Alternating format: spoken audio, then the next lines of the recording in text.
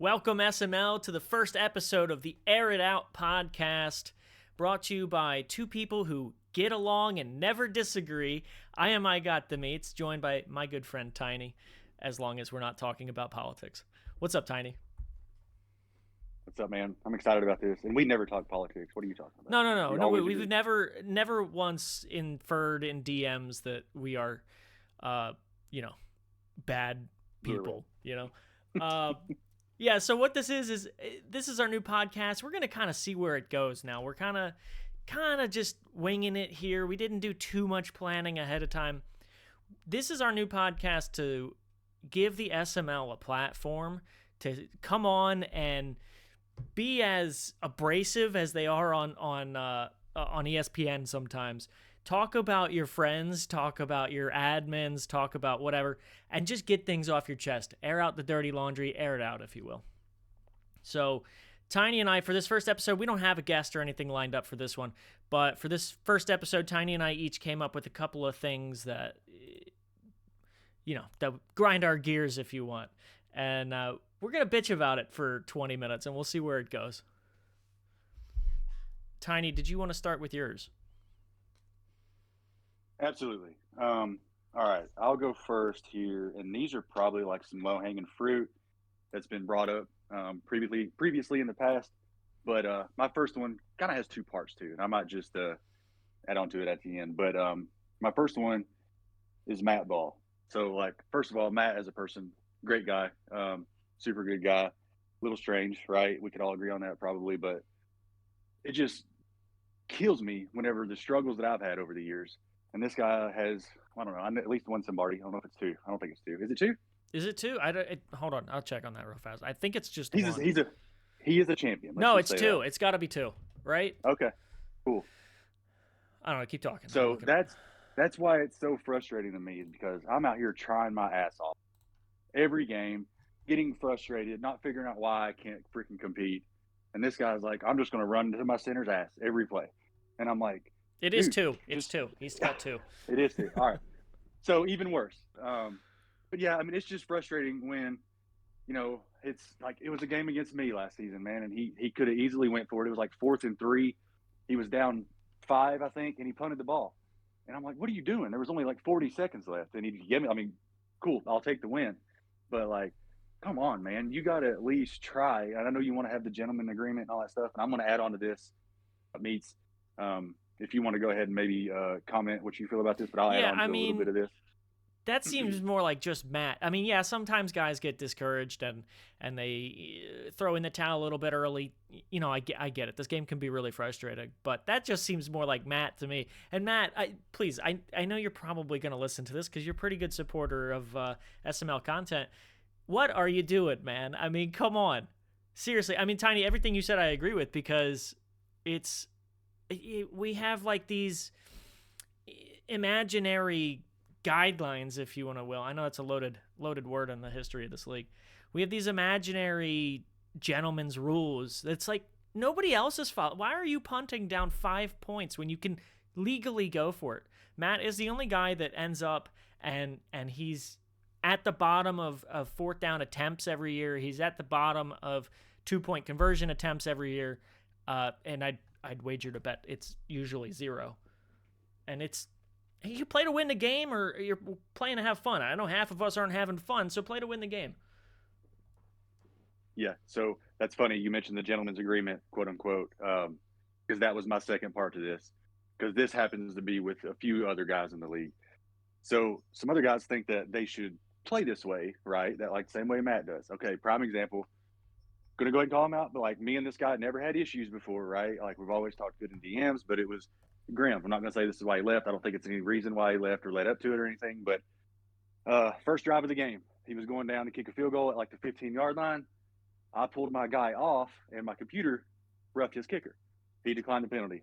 Cool. That's your prerogative. If you want to do that, go for it. If it's me, I'm probably going to take that because I need every advantage I can get, right? Well, long story short, we get to late in the third quarter. There's a holding call on him. It's 1st and 10. I accept it, so it puts him at 1st and 20.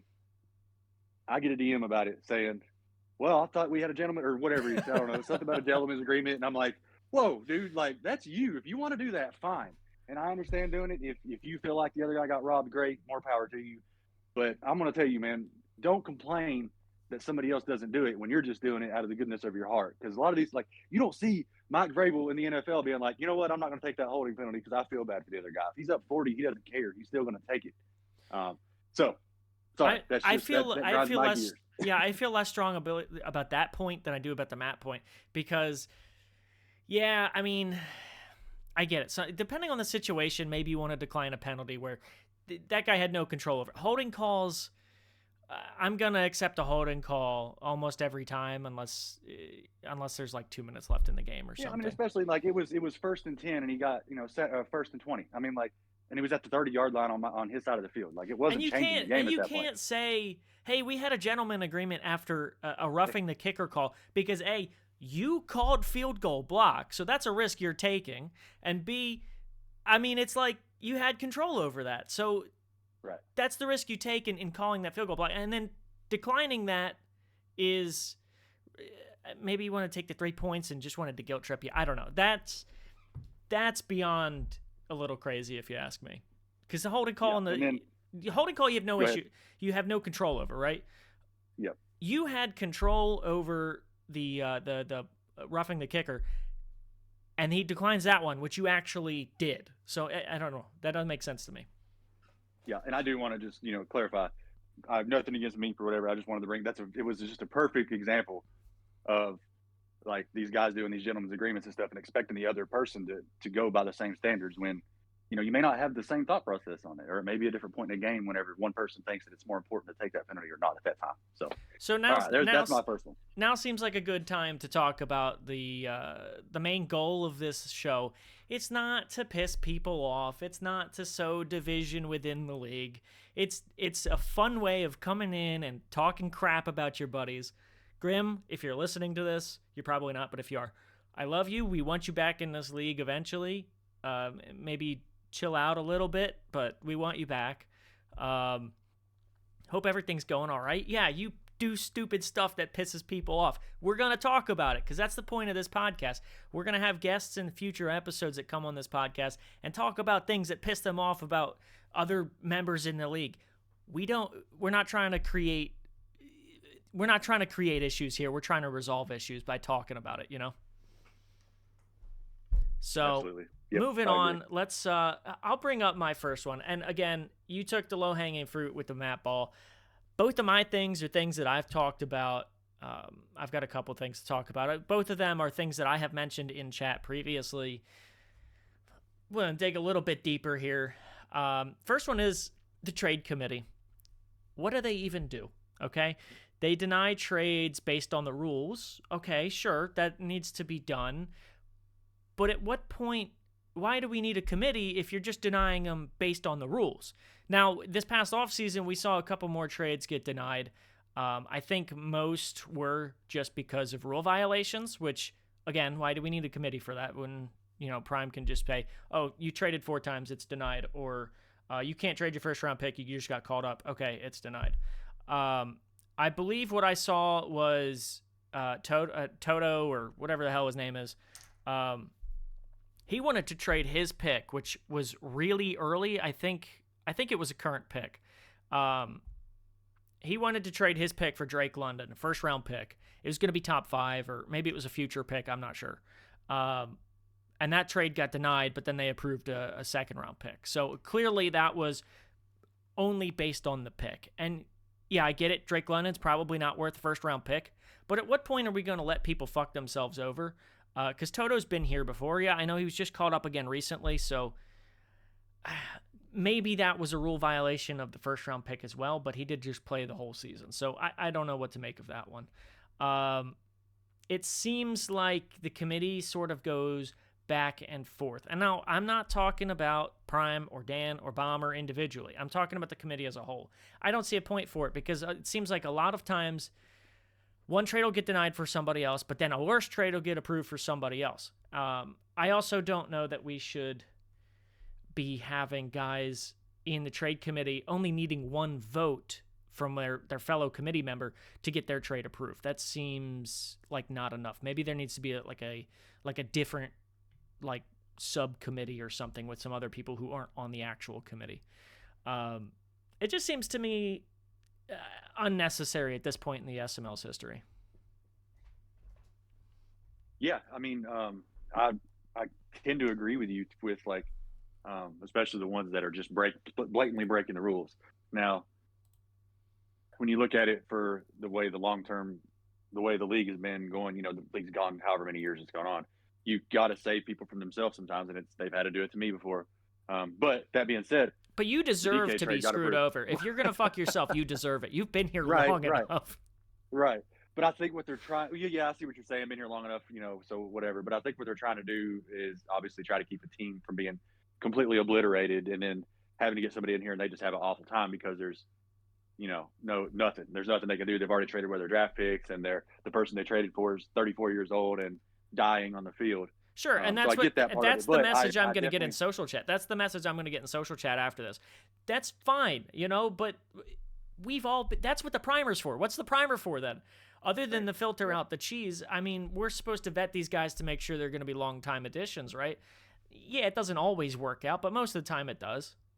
And again, the rules we have, the rules that we have in place also kind of prevent the gutting of a team. Yeah, that's true. But I mean, like I said, overall, I kind of agree with you.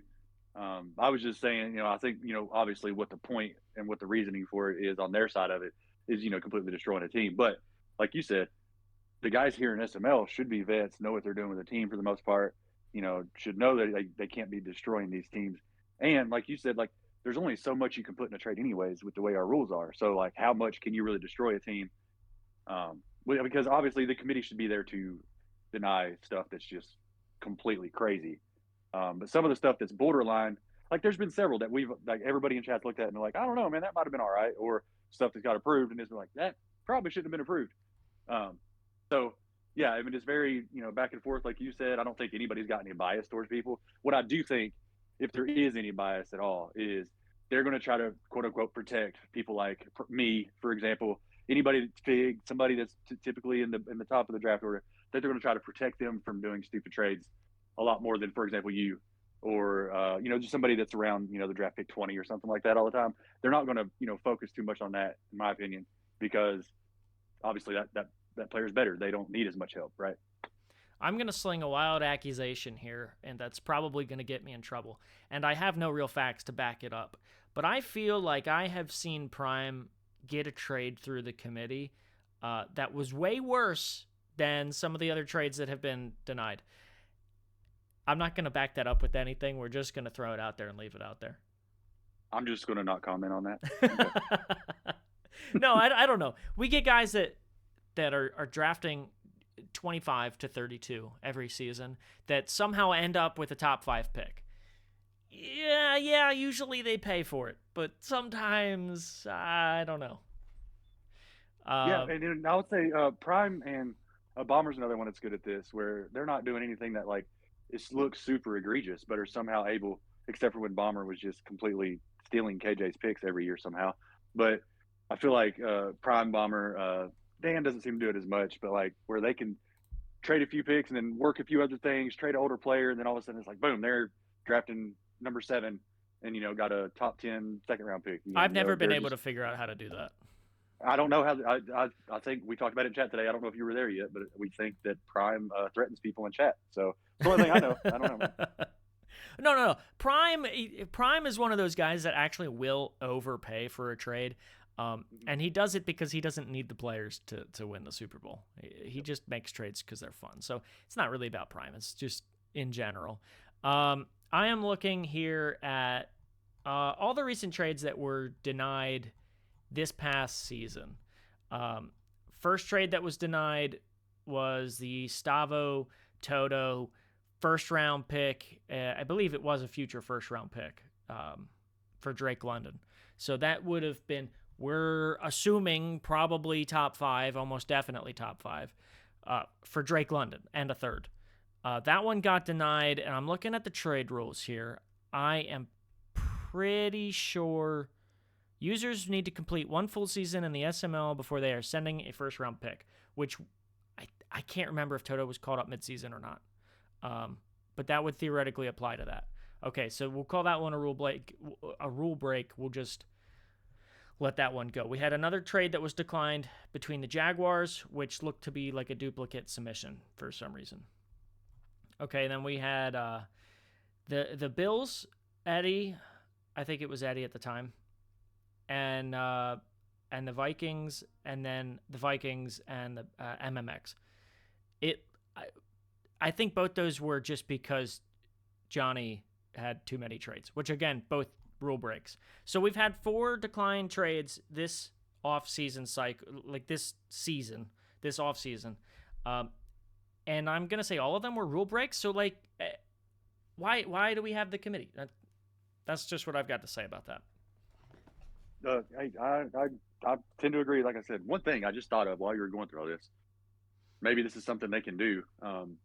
Would they put, after denied trade, one of the trade committee guys just type in that chat reasoning for denied trade, and then that way it's logged in there and it's there forever, and we can. I love that idea, and they have, and I will give them credit for this. They've made a bigger effort to tell owners why their trade was denied. It would just be nice for the whole league to be able to see that. Yeah, for sure. I mean, that could even help somebody that would be thinking about doing some kind of trade and being like, oh, Johnny got denied this for this reason, and I can't do that for the same reason, or something like that. That's a good point. Look at us. First episode, we're already improving the league. All right, move on. Let's go. Okay. My second point will kind of piggyback a little bit off of the last part of my first point. This one is it doesn't apply to me a whole lot, but whenever I am winning, and I don't know if you guys feel this way or not, and I'm not even pointing out certain guys. It just happens here and there. It seems like it's mainly back in the day. I haven't really noticed it a lot recently, but there were some guys you would play, and if you were winning and everything would go your way, or if you were just like maybe running a little too much during the game or doing more slants than normal in the game, like you're just waiting for that DM to pop up when you're up 3 scores, and they're to just start complaining to you. It's like, I shouldn't feel like I'm walking on eggshells when I'm up and comfortably winning a game, and I'm just trying to get the clock ran out for the game. But I've had that feeling, and I'm sure some of you other guys have had it with certain players where they're just like, I shouldn't have to be walking on eggshells this whole time. Like, I should be able to just finish my game, play how I'm going, and not worry about you hopping in my DM saying that I'm super close to running the clock at a certain time or running too many slants. I agree with you completely. And I'll say this. I had a game at the time of recording 2 days ago where I was playing an opponent, and I might have been running quite a bit with Lamar Jackson, which I already know nobody wants to see him run more than like twice. I get it. I won't say how many times he ran the ball because I'll get pitchforks through my body. So I'm going to just say that I was running with him more than I intend to. And that was because I was being flushed out of the pocket, whatever. I'm up in this game, and actually it was a close game. I'm coming back in this game, and Lamar's running left and running right, and I'm sitting here thinking to myself, seeing that rushing attempts tick upward, I cannot wait to hear about this one after the game. Now, I never did, but I think against certain other opponents I would have. So I will give my opponent credit in that one. Honestly, I might have complained about it too. So I'm not perfect, but it's just, I agree with you completely. It's annoying that you got to worry about, oh, you just going to run halfback dive all game? Well, yeah, because if I call a stretch 2 times, I'm going to hear about it. So, and like you said it too, and I'll say, I mean, obviously I've complained about stuff. Nowadays, at least, I try to I've said it to Prime several times. Like, if I feel like there's a little too much of something, I'll just DM Prime after the game, like, hey, may want to look at this. And I'll usually try to preface it like, not trying to complain too much, just may want to keep an eye on this guy doing this too much or whatever. Just to try to be cordial about it, because I try to keep my cool from, man, Madden's frustrating, right? It's hard sometimes. It's super frustrating. So one thing I will say, though, that I want to add on to it, because I've tried to be better about this as well, because when I'm getting beat by the same thing over and over, if I'm not stopping it, that's ultimately on me. Now, granted, we're not supposed to do the same thing over and over. That's classified as cheese. And with a video game, the same things can work. It's not just like real life. But that being said, most of the things you can adjust to and try to stop. Like, if you're not playing hard flats and they're hitting you in drags all game, you probably need to try to use that or play some hard flats, right? Like, that's just one example.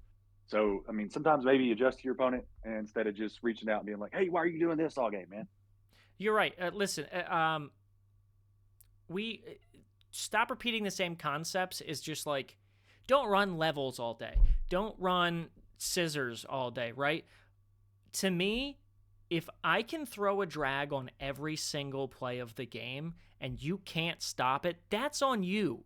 Because there are games where I can't throw a drag, right? And then there's games where you can throw one every single play. And that's a single route is not a repeated concept. If you want to run streaks all day, feel free, because if I can't stop your streaks, that's like a major part of the game, right? You got a scheme on defense. We're not just going to say, hey, I know you've hit a deep streak 3 times in this game. You have 3 catches for 160 yards and 3 touchdowns. Stop doing it. No, it's on me to stop you. Yeah, I mean, that's football, man. Like, how many times do you hear in the NFL when they come out and play action and throw it deep in the first quarter? What do the commentators say? Hey, they're trying to open up the defense so that they can get the run game underneath, right? I mean, that's part of the game. That's what you're trying to do. If everybody's playing press on you and playing up, that's what you want to do is throw a streak. Funny, we were just talking about this, and I started thinking of it, talking about running the same routes. One that gets me is the zig route. Everybody has a zig route when they need 3rd and short on a pass, right? Like, that's just the way it is. But, like, everybody knows that now. So you should be watching for that, right? That's on us at this point now. Everybody knows that there's going to be a zig on a 3rd and short for the most part, right? So that's just one example because of that guy that brought it up in Primer the other day. Yeah, I think his name was Damon. Anyways. It's the spirit of the rule is the concept, but it seems like it's sometimes enforced as the route. And that's not... If I can throw a drag, I mean, you can stop a drag. You're just choosing not to, okay? And I'm going to drags because it's easy. Now, running's a little different because sometimes the defense is tougher to stop the run, and there's only so many runs you can do. So inside zone, every single play, not good. Stretch plays, every single play, not good. But there's only so many runs you can do. But there's enough that you can switch it up and only have to run a couple of each, you know? But in terms of just the route tree, if you can't stop a curl route every single 3rd down, that's on you. You got to adjust. Mm-hmm. Absolutely. All right, man. That was perfect. That was a good one right there. All right, so we will hit this last one quick because we're already past our goal of 20 minutes. Oh, wow. I have talked about this one ad nauseum in chat. I am pretty sure it's going to be 1 versus 31 on this. And that's fine, because that's the point of this show. And I'm going to get mad about it. Corner kicking is for scumbags, okay? Listen, every time somebody kicks it to me and I field it on the 3-yard line in the corner, right by the pylon, I get to the 18. I get to the 22. I'm like, it's not fun, okay? And it seems abusive to the AI. If you have a problem with this, and you probably do, because you're one of those 31 guys that I said are going to disagree with me, it's more fun. Kick it straight, okay? I still get, when it's kicked straight to me, I still get tackled at the 25, 26, 27, maybe get out to the 35, which is the same as a touchback, okay? I've been kicking it straight all cycle because I think corner kicking is for scumbags. And I think I've given up 1 kick return touchdown. Now, I've given up a few to the 40 or to the 50 or even to the opposite 40. But guess what? It was more fun that way. And that's the whole point of this game, is to have fun. Kicking it so that the other guy has to return it but can only get a few yards. I mean, that just feels like scum kicking a couple of years ago. And it's not quite the same because there's not the level of fumbles or the hard ability to recover it. But it seems cheesy and it seems abusive to the AI, which I feel like we have a rule that specifically says, hey, the SML reserves the right to prevent you from doing this. Now, I'm not even going to play devil's advocate on this one. I just kick return middle every single time. So, I don't know. Maybe that's part of it. But that's because I want people to kick it down the middle. It's more fun that way, even if I'm tackled at the 20. That's just me. You're not going to believe this. I agree with you. Shut up. What is the point? What is the point of this podcast? We're supposed to be the two guys that disagree more than anyone, and all we've been doing is jerking each other off this episode, saying, hey, this is the first episode, but I agree with everything you said. We'll get it straightened out. It's 2 versus 30 in this one, okay? We actually, I think it was today we brought it up. We talked about it in chat because I talked about it because I've tried it. Like, they do the short kicks to me to the corner, and I get to the 17th, and I'm getting, or 17-yard line, and I'm getting blasted by 3 guys or getting his picked and fumbled. Like, do I need to just fair catch it? I mean, or just go out of bounds at the 15 and not get hit, or what? Like, I don't. Well, no, in that case, that's just you being an idiot. At that point, you should just let it bounce and then take it at the 20. Right. So, also, these guys have got it figured out as well, that the ball would look like it lands on the goal line. Swear to God that it's going to be at the 35-yard line, and it still gets to me to the 20. But that's guys getting good at the game, I guess. I don't know. But I try to do the corner kick, and they get it out to the freaking 40 on me. I don't know what I'm doing wrong. Bomber did say in chat, you got to try to guess the return side that they're kicking it to you. So if you do return left and it goes to the left, you're probably going to get some good blocking, I guess. I don't know. I'm like you, though. Muscle memory for me. I'm just slapping X the whole time. Right? Okay, so we've now turned kickoffs into rock, paper, scissors. Congrats. That's not any fun. There you go, right? It's about stick skills. No, hey, it's not about pressing X to return left or whatever. Yeah. Overall, I do agree with you on that. It's a lot more fun whenever we can have a chance to do something. You got 3 guys coming at you almost every time on that. So, yeah, I agree 100%. It's not near as bad as the scum kicking, but it's still not fun. I totally agree with that. No, it is. It's not as bad as the scum kicking. I might take that point back. But it's not fun, and that's the whole point of the game. I don't want to catch the ball on the goal line and then see 3 guys in my face immediately, all right? That's reserved for Thursday nights. Speak for yourself. Well, I was speaking for you, but I will speak for myself. Anyways, I think that's going to do it for this episode. We ran a little bit later than we wanted to, but in the future, our goal is 20 minutes. Maybe we'll see how it goes, and when we do have guests on, maybe they want to talk for longer. We're not going to cut them off. But we are not going to make this show every week. This is going to be sort of a thing like, hey, there's some beef in social chat. Why don't you come on, air it out, and we can talk about it. And so it's going to kind of be sort of a random show, and I think that's going to be better for everybody because you guys aren't going to listen every single week when we're just talking about the same things over and over again. So this first month, with this episode, I don't know what day we're going to release it. We might release it tonight. We'll see. This first episode, this first month of this show, we actually have guests lined up. We've got a good show. I'm not going to spoil it until we release it, but we've got a good show next episode that is going to be lit. It's going to be fire. It's going to be a Hertzler Jr. And then we've got a third episode lined up with, I think, one of the most shocking beefs in the SML, and we're going to talk about it and see what comes out of it. So, Tiny, got anything else for us? No, man, I'm excited about it. The one thing I will say is that last one you just talked about, I was really surprised about that one. Had no idea. So y'all will probably be shocked too.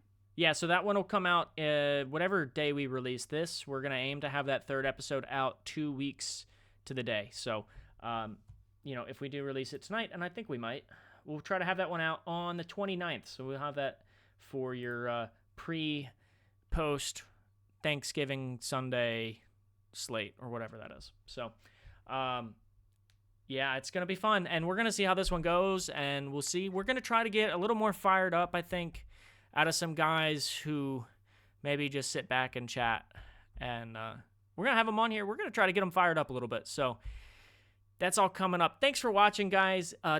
Don't bother DMing me because I don't care. Talk to you guys later.